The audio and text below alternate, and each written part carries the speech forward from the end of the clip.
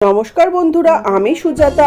আজকে আমি আবারও নিয়ে হাজির হয়েছি একটা বাঙালি বললে ভুল হবে, বাঙালি তথা বাঙাল বাড়ির অথেন্টিক একটা রেসিপি। সেটা হলো লাউ ধনেপাতা দিয়ে আর মাছের মাথার ঘন্ট বা আয়ের মাছের মাথার ঘন্ট। খুব কম তেল মশলায় এটা হয়, আর কিভাবে রান্নাটা করছি সেটাই আপনাদের সঙ্গে শেয়ার করছি।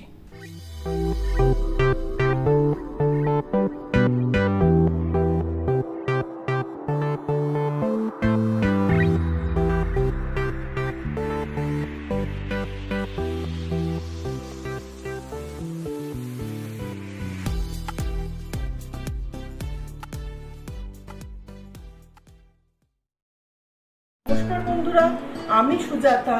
রসে বসে বাঙালিয়ানাতে আপনাদের সবাইকে সুস্বাগত। আমার আজকের রেসিপি আর মাছের মাথা দিয়ে লাউ ঘন্ট।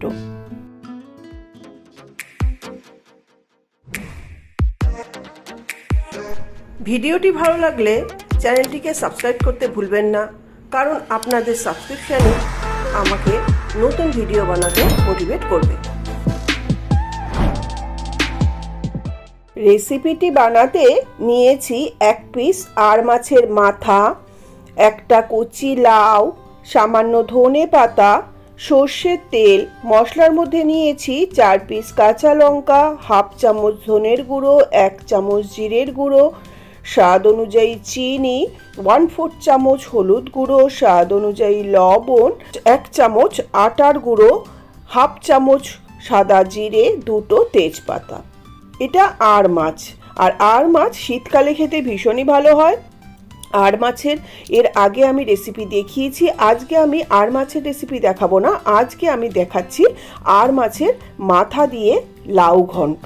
আর এই আর মাছের মাথা দিয়ে লাউ ঘন্ট শীতকালে একটা অতি জনপ্রিয় বাঙাল রেসিপি। আর এই লাউ ঘন্টটা এটা শুধু আমার বাপের বাড়ি নয়, বাপের বাড়ি শ্বশুর বাড়ি মানে আমার বাবা, শ্বশুরমশাই, বর, ছেলে, আমাদের আত্মীয় স্বজন, দাদারা প্রত্যেকের ভীষণই প্রিয়। আর এটা খেতে এত টেস্টি হয়, শীতকালের এই কচি লাউ ধনেপাতার কম্বিনেশনে এটা এত সুস্বাদু হয় যে আর মাছের মাথার ভিতরেও কিছুটা মাংস থাকে, খেতে এতটাই ভালো হয় যে এটার পরে আর অন্য কোনো প্রিপারেশন লাগে না।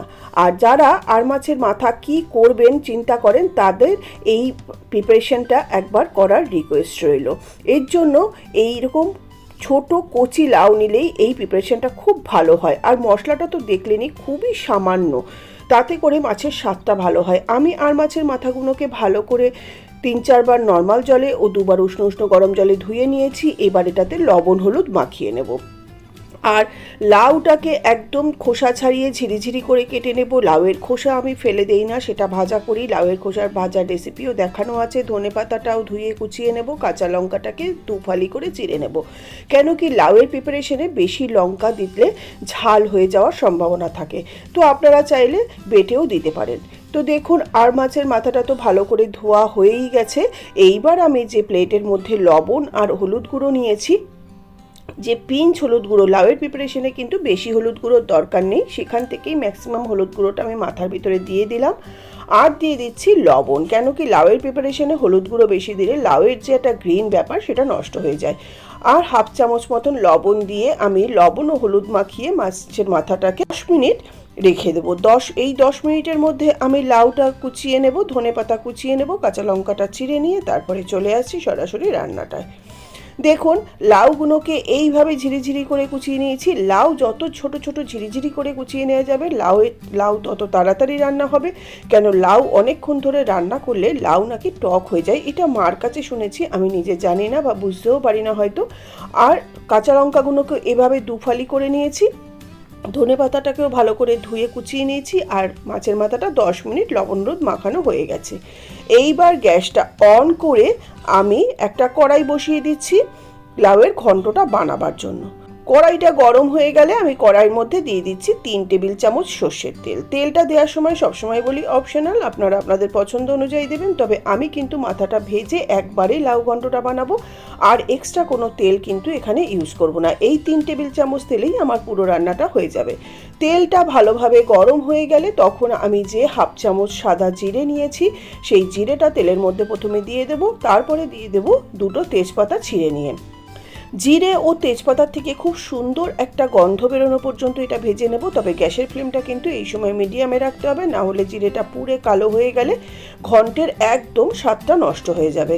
যখন জিরে তেজপাতাটার থেকে খুব সুন্দর একটা গন্ধ বেরোচ্ছে সেই সময় আমি লবণ হলুদ মাখানো আর মাছের মাথাগুলোকে ছোট ছোট করে কেটে রেখেছি সেইগুলোকে দিয়ে একটু লাল লাল করে রং ধরা পর্যন্ত ভেজে নেব। যদিও আমি কোনো মাছ বেশি করে ভাজি না, কিন্তু আর মাছের মাথাটা কিন্তু একটু লাল লাল করে ভেজে নেব, সেটাও খুবই কম সময়। তবু আপনারা চাইলে একটু বেশি কড়া করেই ভেজে নিতে পারেন। তো মোটামুটি 5 থেকে 7 মিনিট সময় ধরে উল্টে পাল্টে মাথাগুলোকে এইভাবে ভেজে নিচ্ছি। আর যাদের হাতে সময় খুব কম তারা যদি এইভাবে মাথা এনে আগে থাকতে একটু ভেজে রেখে দিতে পারেন, পরের দিন লাউটা কেটে ইনস্ট্যান্ট কিন্তু তৈরি হয়ে যায়। আর যারা মনে করেন যে মাছটা তো রান্না করা গেল কিন্তু মাথাটা কি করব এই নিয়ে মাথা ব্যথা থাকে, তাদের জন্য এই রেসিপিটা। এতে করে লাউটাও খাওয়া হয়ে যাবে আর মাছের মাথাটা দেওয়াতে লাউয়ের সবজিটা খুব সুস্বাদু হয়। এটা এতই টেস্টি হয়, আমার বাবা তো ভাত দিয়েও খেতেন প্লাস শুধুও খেতেন। এখন কথা বলতে বলতে মাছের মাথাগুলো বেশ লাল রং ধরা পর্যন্ত ভেজে নেওয়া হয়ে গেল। এইবার আমি এই মাথাগুলোকে তেল থেকে আর তুলবো না। আপনাদের যদি পরিমাণে বেশি হয় তাহলে তুলে নিতে পারেন, কিন্তু আমি এখানে না তুলে এর মধ্যেই দিয়ে দেব আগে থাকতে কেটে রাখা যে কাঁচা লঙ্কাগুলো নিয়েছি সেই কাঁচা লঙ্কা। তেলের মধ্যে দিলে খুব সুন্দর একটা গন্ধ বেরোয়। তারপরে দিয়ে দিচ্ছি কুচিয়ে নেওয়া সমস্ত লাউটা। এখানে কিন্তু আমি একটা গোটা লাউ পুরোটাই ইউজ করে ফেললাম। দেখুন কড়াইটা মনে হচ্ছে পুরো ভর্তি হয়ে গেছে, এতে ভয় পাওয়ার কিছু নেই, কেন লাউটাকে নাড়াচাড়া করলে 2 মিনিটের মধ্যে লাউটা মজে কমে যাবে পরিমাণে। এরপরে এর মধ্যে দিয়ে দিচ্ছি যে স্বাদ অনুযায়ী লবণ, সেই লবণটা কিন্তু বুঝে দেবেন, কেন লাউ মজে কমে যাবে। আর দিয়ে দিচ্ছি বাকি যে পিঞ্চ হলুদ গুঁড়োটা রয়েছে সেই সামান্য হলুদ গুঁড়ো। লবণ হলুদ গুঁড়ো দিয়ে তারপরে দিয়ে দিচ্ছি হাফ চামচ ধনের গুঁড়োটা অপশনাল, দিয়ে দিচ্ছি 1 চামচ জিরের গুঁড়ো। এখানে বাটা জিরেও দিতে পারেন আপনারা। সমস্ত কিছু দিয়ে এবার সামান্য একটু ধনেপাতা যে কুচিয়ে রেখেছি সেখান থেকে কিছুটা ধনেপাতা এখন দিচ্ছি আর বাকিটা নামাবার সময় দেব। সব কিছু দেয়া হয়ে গেলে এবার খুন্তি দিয়ে আমি ভালো করে মাথার সঙ্গে লাউগুলোকে ভালো করে উপর নিচ করে মিশিয়ে নেব। আর দেখুন এটাকে মোটামুটি নাড়াচাড়া করতে করতে লাউয়ের থেকে যে জলটা বেরোবে তাতেই লাউটা মজে অনেকটা পরিমাণে কমে যাবে। আর লাউয়ের কোনো প্রিপারেশনেই কিন্তু জল দেবেন না, কেন লাউয়ের যে নিজস্ব জল আছে তাতেই রান্নাটা হয়ে যাবে। আর লাউয়ের ভিতরে যদি এক্সট্রা জল ইউজ করা হয় তাহলে সেই জল টানাতে টানাতে লাউয়ের যে পুষ্টিগুণ সেটা তো নষ্ট হয়েই যায়, আর লাউয়ের স্বাদটাও ভালো হয় না, টক টক লাগে নাকি খেতে। যাই হোক, দেখুন আমি খুন্তি দিয়ে নাড়াচাড়া করতে করতে দেখছেন তো লাউয়ের পরিমাণটা অনেকটাই কমে গেছে আর অনেকটা জল বেরোনোও শুরু করে দিয়েছে। শীতকালের কচি লাউ, যদিও আমার এটা লেট আপডেট হচ্ছে, তবুও এটা শীতকালে খেতেই কিন্তু বেশি ভালো লাগে। আর আর মাছ শীতকালে খুবই স্বাদের হয়। আমার মাছটা যদিও একটু সাইজে ছোট ছিল, বড় মাছ হলে মাছের কাঁটার মাথার পরিমাণটাও অনেকটা বেশি হয়।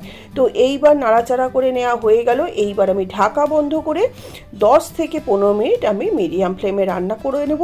এতে করে লাউটা মজে মাথাটা সুন্দর নরম হয়ে লাউয়ের ঘন্টটা রান্না হয়ে যাবে। দেখুন 15 মিনিট হয়ে গেল। 15 মিনিটের মাঝখানে আমি 5 মিনিট পরে আবার একটু নাড়াচাড়া করে দিয়েছিলাম। আর লাউয়ের থেকে দেখুন কতটা জল বেরিয়েছে। এই লাউয়ের জলেই কিন্তু পুরো মাথাগুলো নরম হয়ে লাউটা সিদ্ধ হয়ে নরম হয়ে একদম রান্নাটা অলমোস্ট হয়ে গেছে। এই সময় আমি একটু খুন্তি দিয়ে লাউগুলোকে একটু চেপে চেপে দেবো। এখনও অনেকটা জল রয়েছে আর এখন আমি আর ঢাকাটা বন্ধ করব না, কেন কি ঢাকাটা বন্ধ করলে জলটা টানতে চাইবে না। এই সময় ঢাকাটা খুলে গ্যাসের ফ্লেমটাকে একটু হাই করে দিয়ে আমি বাকি যে জলটুকু আছে সেটাকে টানিয়ে নেব। দেখুন একটু হাতা দিয়ে এইভাবে খুন্তিটা দিয়ে করে নিচ্ছি, আপনারা হাতা দিয়েও করে নিতে পারেন। আর হলুদটা তো বললামই খুবই সামান্য দিতে হয়। তো এইভাবে আমি বাকি জলটাকে সুন্দর করে টানিয়ে নেব। আর যেহেতু মাথাটাও রান্না সিদ্ধ হয়ে গেছে আর লাউ তো একদম গলে নরম হয়েই গেছে, এই সময় আমি এর মধ্যে দিয়ে দেব যে চিনিটাকে রেখেছি সেই চিনিটা। লাউ চিংড়ি তো একটা মোটামুটি কমন আইটেম। লাউ চিংড়ি আমরা প্রত্যেকেই করে থাকি, কিন্তু এই আর মাছের মাথা দিয়ে লাউ ঘন্ট এটা কিন্তু সবাই করতে পারেন না। আর মাছের মাথা নিয়ে যদি কারোর মাথা ব্যথা থাকে তো এইভাবে রিকোয়েস্ট করব যে এই প্রিপারেশনটা একবার করে, এইটা একবার খেলে আপনাদের প্রায় সময় মনে হবে চিংড়ি মাছ থাক না থাক আর মাছের মাথা দিয়ে এইভাবে লাউ ঘন্ট করতে।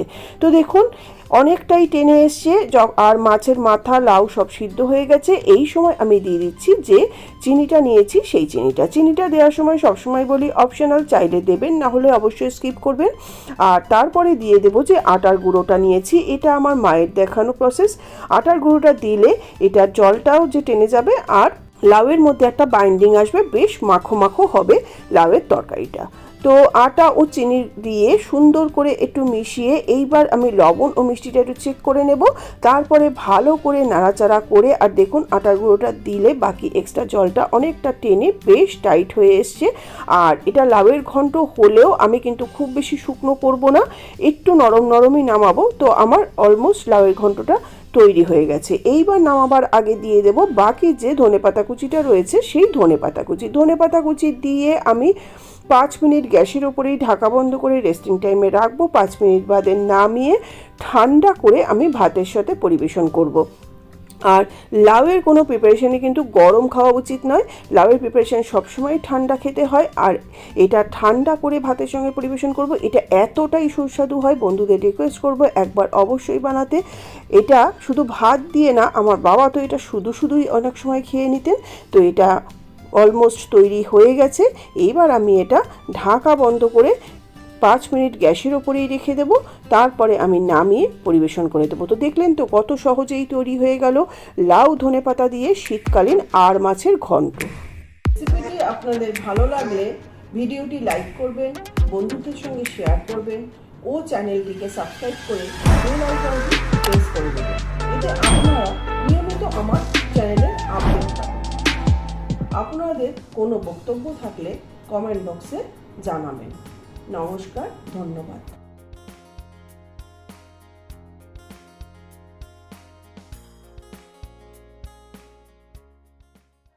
Fearless.